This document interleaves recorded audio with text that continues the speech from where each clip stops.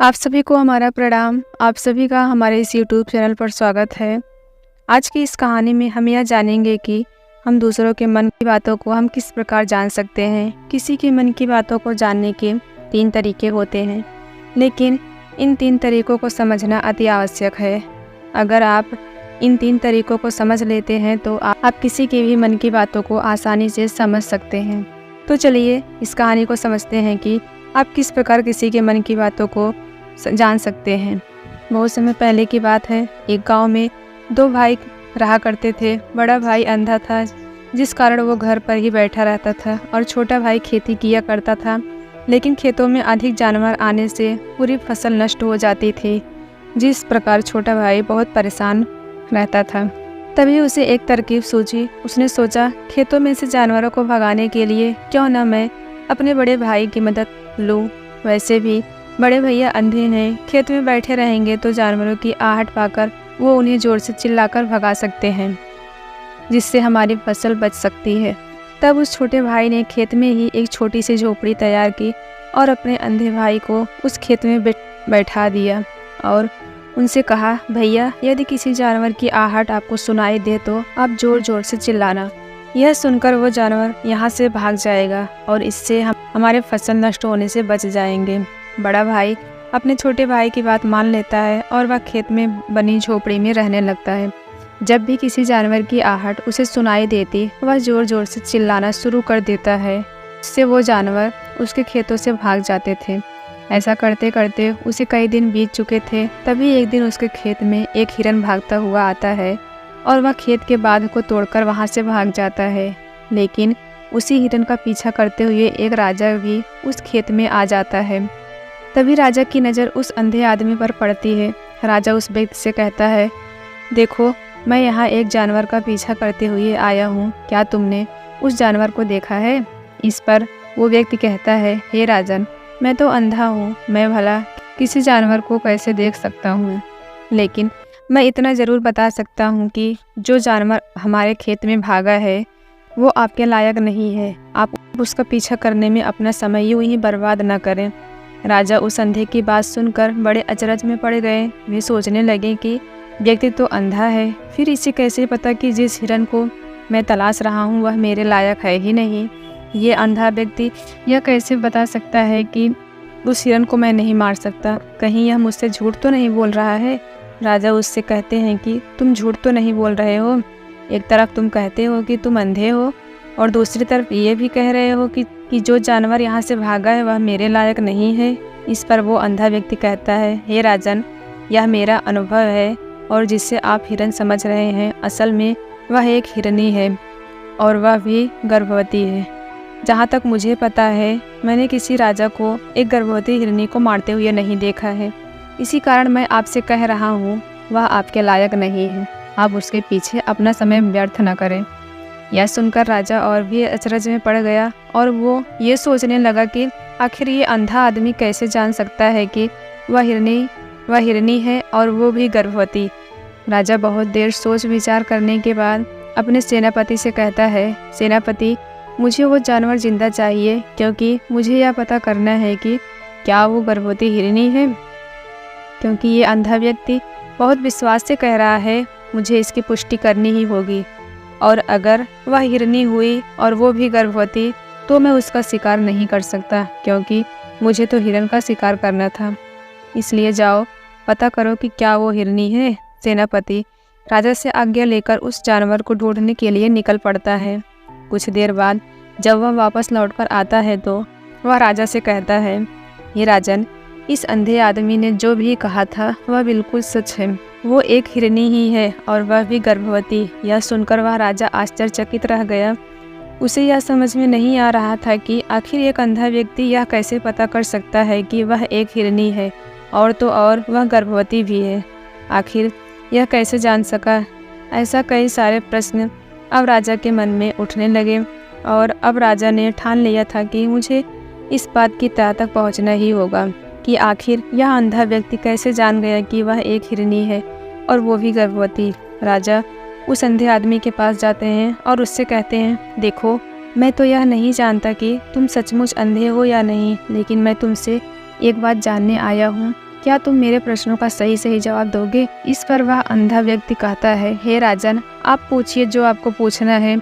इस पर वह राजन कहता है, देखो, एक तो तुम कहते हो कि तुम अंधे हो, और दूसरी तरफ जिस जानवर का मैं पीछा कर रहा था वह एक हिरनी है, और तो और वह गर्भवती भी है। आखिर तुम्हें यह कैसे पता चला? तुम्हारे खेत में तो और भी जानवर आते होंगे, फिर तुमने कैसे अंदाज़ा लगाया? फिर वह अंधा व्यक्ति राजा से कहता है, हे राजन, आप जिस हिरनी का पीछा कर रहे थे वही हिरनी मेरे खेत में आई थी।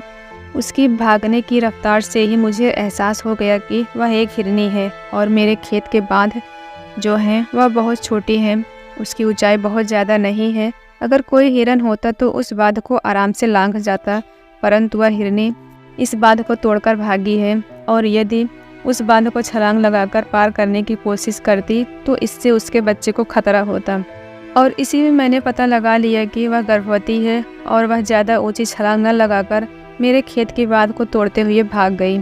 उसी समय राजा के मन में एक प्रश्न और उठा। राजा ने कहा, किंतु तुम्हें कैसे पता चला कि वो एक हिरनी ही है, और वो भी गर्भवती? और भी तो कोई जानवर यहाँ आ सकते हैं। इस पर वो अंधा व्यक्ति कहता है कि हे राजन, मैं पूरे दिन हमेशा यही बैठा रहता हूँ। मेरे सुनने की शक्ति बहुत तेज़ है। मैं यह जान जाता हूँ कि कौन सा जानवर मेरे खेत में आया है, और उसी के आधार पर मैं ज़ोर से चिल्लाता हूँ ताकि वो मेरे खेत से भाग जाए और मेरे खेत की फसलों को नष्ट न कर पाए।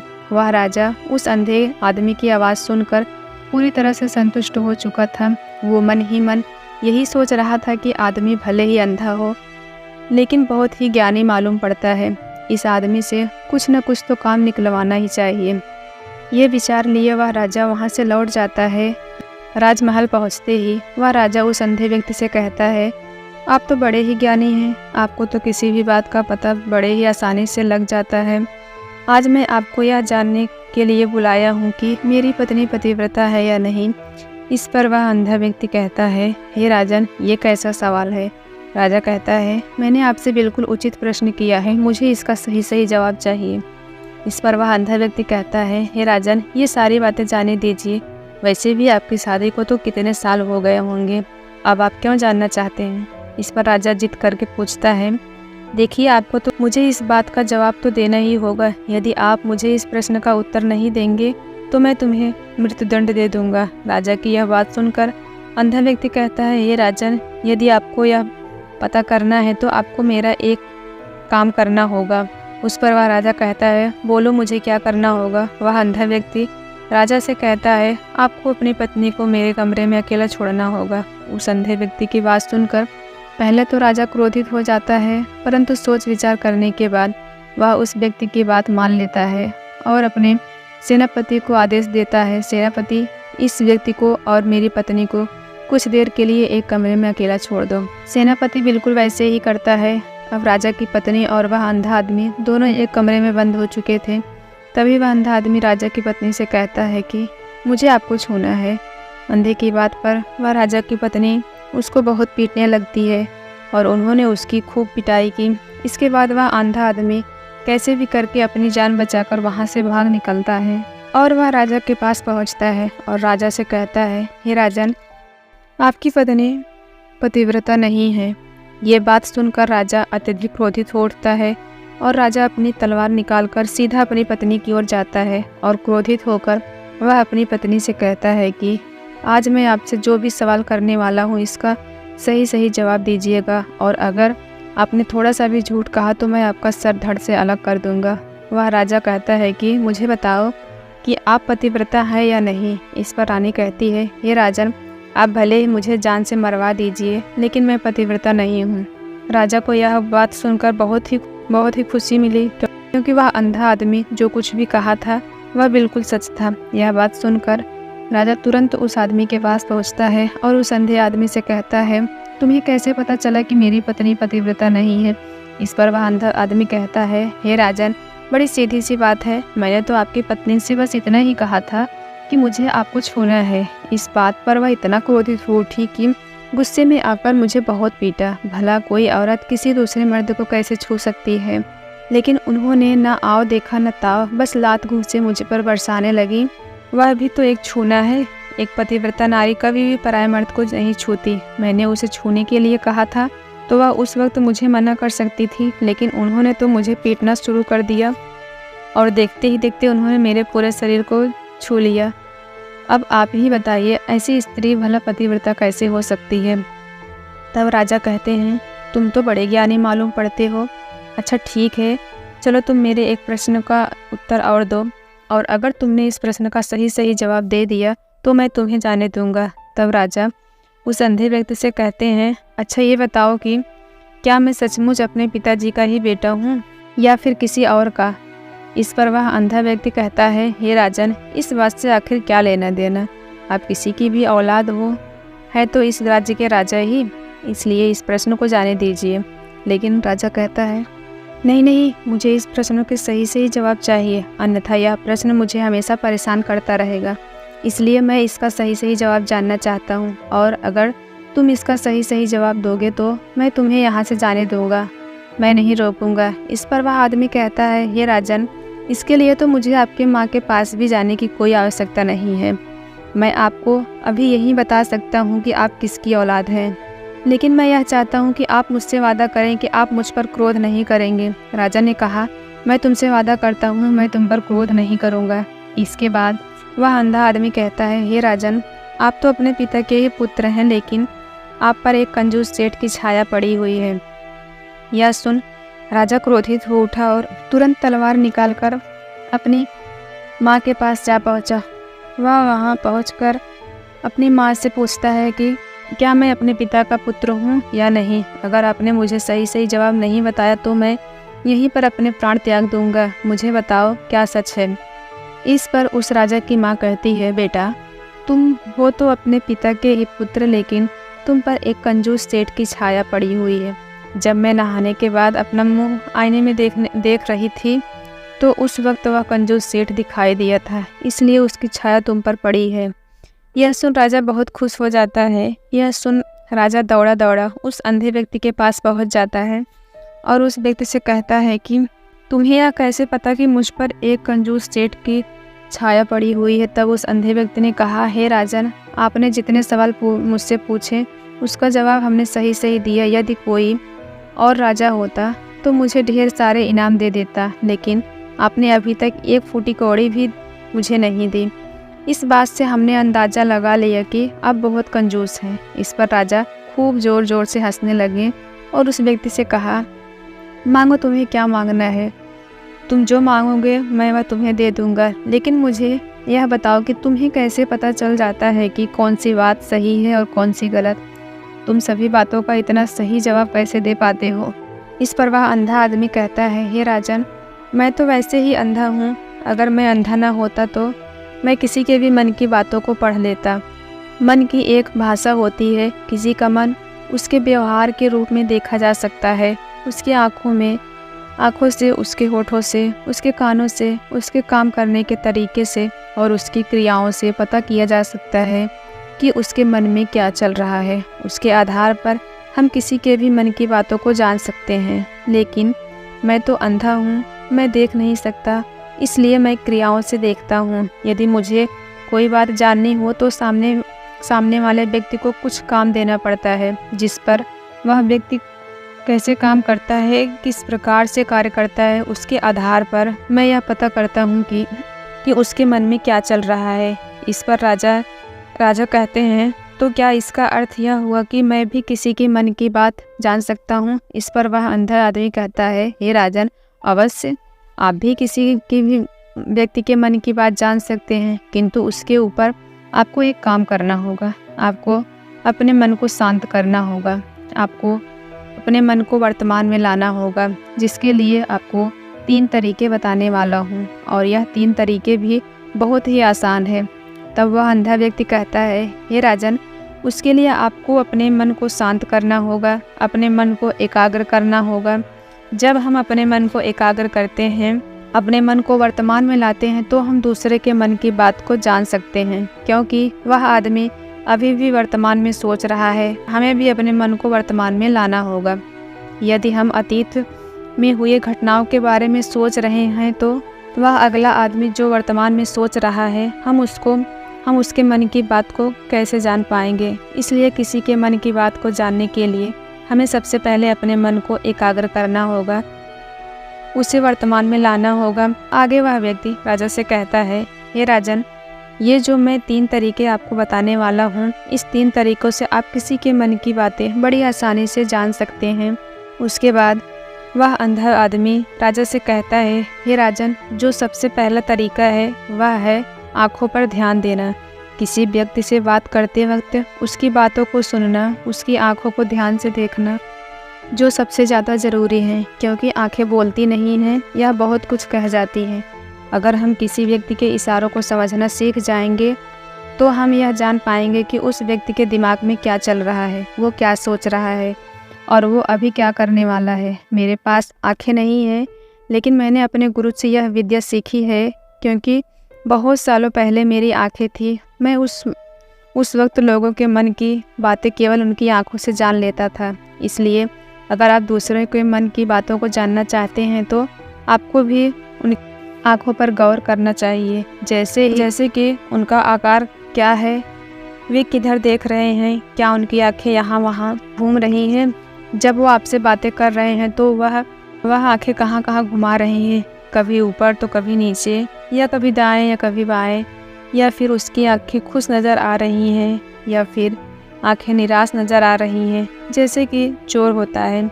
उसकी आँखों में देखते ही तो हमें यह पता चलता है कि अगले आदमी ने कोई गलती की है।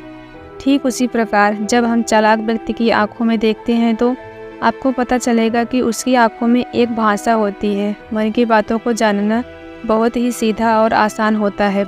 यदि आपको लग रहा है कि यह व्यक्ति झूठ बोल रहा है या फिर सही, तो आपको उसकी आंखों में ध्यान से देखना होगा। अगर आपसे बातें करते वक्त वह आदमी यहाँ वहाँ अपनी आंखें घुमा रहा है तो आपको यह पता होना चाहिए कि यह व्यक्ति हमसे कुछ छुपा रहा है, वो कोई झूठ कह रहा है। तो वह आपसे नज़र नहीं मिलाएगा, वह यहाँ वहाँ देखेगा, आपसे आंखें मिलाकर बातें नहीं करेगा। उसे इस बात का डर है, अगर उसने आपसे आंखें मिलाकर बात की तो कहीं उसका झूठ पकड़ा न जाए और यह बात सबको पता चल जाएगा। और इसी प्रकार कुछ और भी भाषाएं होती हैं। आप किसी की आंखों में आंखें डालकर यह देखना शुरू कर देंगे कि उसके हाव भाव क्या हैं। ठीक उसी प्रकार दूसरा तरीका है चेहरे के हाव भाव।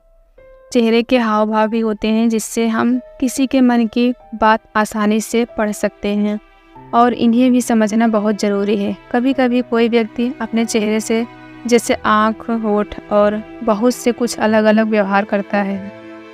यदि आप किसी व्यक्ति के चेहरे पर गौर करेंगे तभी आप समझ पाएंगे कि वह व्यक्ति निराश है, उदास है या फिर बहुत खुश है या फिर उसे कोई बहुत बड़ा दुख है। वह अपने अंदर क्या महसूस कर रहा है यह हम उसके चेहरे के हाव भाव से पता कर सकते हैं। फिर चाहे इंसान जुबान से कुछ बोले या ना बोले, लेकिन आप उसके चेहरे से सब कुछ पता कर सकते हैं। आगे वह व्यक्ति राजा को तीसरा तरीका बताते हुए कहता है, इसी प्रकार तीसरी भाषा भी है, अर्थात तीसरा तरीका भी है, वह है हाथों के इशारे और शरीर का व्यवहार। मन की बातों को समझने के लिए हमें हाथ के इशारे और शरीर के भाव को समझना आवश्यक है। कोई व्यक्ति जब बात करता है तो आपने देखा होगा कि वह अपने हाथों को हिलाता रहता है, अपने हाथों से इशारा करता रहता है। बातों के साथ साथ अपना शरीर का जो व्यवहार है उसका भी पूरा उपयोग करता है। इससे हमें पता चल सकता है कि वह व्यक्ति बातों पर कितना ध्यान दे रहा है और उसके मन में क्या चल रहा है। शरीर के व्यवहार को देखने के लिए उसके हाथ को मटकाने और चेहरे पर बार बार हाथ लाने और अपने हाथ एक दूसरे से मलने, ऐसी बहुत सी क्रियाएं होती हैं जिस पर ध्यान देना अति आवश्यक है। दूसरों के मन को समझने के लिए हमें शरीर के व्यवहार को समझना पड़ता है।